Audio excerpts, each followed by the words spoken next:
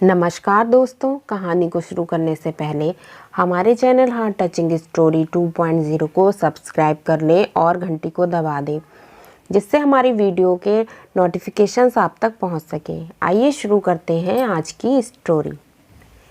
एक बार राजा कृष्णदेव राय अपने दरबारियों के साथ चर्चा कर रहे थे। चर्चा करते करते अचानक बात चतुराई पर होने लगी। महाराज कृष्णदेव राय के दरबार में राजगुरु से लेकर कई अन्य दरबारी तेनालीराम से जलते थे।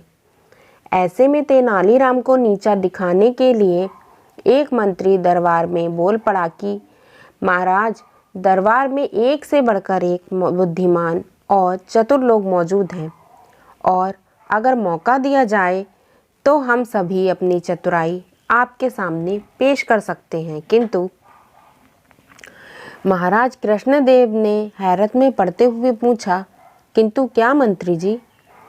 इस पर सेनापति बोले, महाराज, मैं आपको बताता हूँ कि मंत्री जी के मन में क्या बात है। दरअसल इस दरबार में तेनालीराम के अलावा किसी को भी अपनी चतुराई साबित करने का मौका नहीं दिया जाता है। हर बार तेनालीराम ही चतुराई का श्रेय ले जाते हैं और ऐसे में दरबार के बाकी लोग अपनी योग्यता कैसे दिखा सकते हैं। महाराज कृष्णदेव राय सेनापति की बात सुनकर समझ गए कि दरबार के सभी लोग तेनाली के विरोध में उतर आए हैं। इसके बाद महाराज कुछ देर शांत रहे और मन ही मन विचार करने लगे। तभी महाराज की नज़र भगवान की मूर्ति के सामने जल रही धूप बत्ती पर गई। धूप बत्ती को देखकर महाराज के मन में सभी दरबारियों की परीक्षा लेने का विचार आया। उन्होंने तुरंत कहा, आप सभी दरबारियों को अपनी चतुराई साबित करने का एक मौका जरूर दिया जाएगा। जब तक सभी दरबारी अपनी चतुराई साबित नहीं कर देते, तेनाली बीच में नहीं आएगा।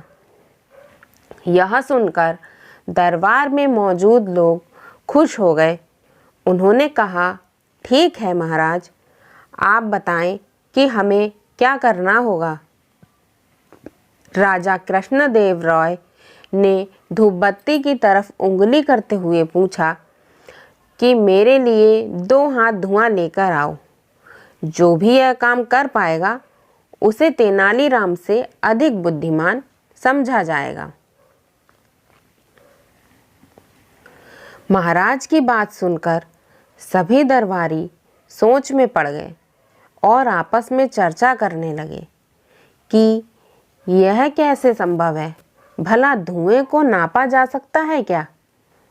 इसके बाद अपनी चतुराई साबित करने के लिए सभी दरबारियों ने अपना हाथ आजमाया, लेकिन कोई भी धुआं नाप नहीं सका।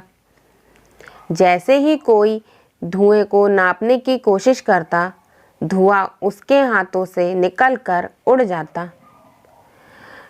जब सभी दरबारियों ने हार मान ली, तब उनमें से एक दरबारी बोला कि महाराज, में हमारे हिसाब से धुएं को नापा नहीं जा सकता है। हाँ, अगर तेनाली ऐसा कर पाए तो हम उसे अपने से भी अधिक बुद्धिमान मान लेंगे, लेकिन अगर वह ऐसा नहीं कर पाए तो आपको उन्हें हमारे जैसा ही समझना होगा। राजा ने मुस्कुराते हुए बोले, क्यों तेनालीराम, क्या तुम तैयार हो? इस पर तेनालीराम ने सिर झुकाए हुए कहा, महाराज, मैंने हमेशा आपके आदेश का पालन किया है, इस बार भी जरूर करूँगा। इसके बाद तेनालीराम ने एक सेवक को बुलाया और उसके कान में कुछ कहा। उनकी बात सुनकर सेवक तुरंत दरबार से बाहर चला गया। दरबार में चारों ओर चुप्पी छा गई। सभी यह देखने के लिए उतावले हुए जा रहे थे कि आखिर कैसे तेनालीराम राजा को 2 हाथ धुआं देता है। तभी सबकी नज़र सेवक पर पड़ी, जो शीशे की बनी 2 हाथ लंबी नली लेकर दरबार में आया था।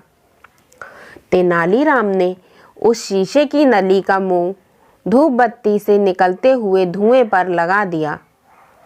थोड़ी ही देर में नली, शीशे की पूरी नली धुएं से भर गई और तेनालीराम ने जल्दी से नली के मुंह पर कपड़ा लगाकर उसे बंद कर दिया और महाराज की तरफ करते हुए कहा, महाराज, यह लीजिए 2 हाथ धुआं। यह देख महाराज के चेहरे पर मुस्कान आ गई और उन्होंने तेनाली से नली लेकर दरबारियों की ओर देखा। सभी के सिर तेनालीराम की चतुराई देखकर शर्म से नीचे झुके हुए थे। वहाँ कुछ दरबारी तेनालीराम के पक्ष में भी थे। उन सब की आंखों में तेनालीराम के लिए सम्मान था। तेनालीराम की बुद्धिमानी और चतुराई देखकर राजा बोले, अब तो आप लोग यह समझ गए होंगे कि तेनालीराम की बराबरी करना संभव नहीं है। इसके जवाब में दरबारी कुछ भी बोल ना सके और उन लोगों ने चुपचाप सिर झुका लिया। इस कहानी से हमें यह शिक्षा मिलती है कि हमें दूसरों की बुद्धिमत्ता का सम्मान करना चाहिए और किसी की चतुराई से जलन नहीं करनी चाहिए। उम्मीद है आज की कहानी आप लोगों को पसंद आई होगी। यदि आपको ये स्टोरी अच्छी लगी हो तो प्लीज़ मेरे चैनल को सब्सक्राइब कीजिए, वीडियो को लाइक कीजिए और अपने दोस्तों और फैमिली के साथ शेयर कीजिए। धन्यवाद। Thanks for watching.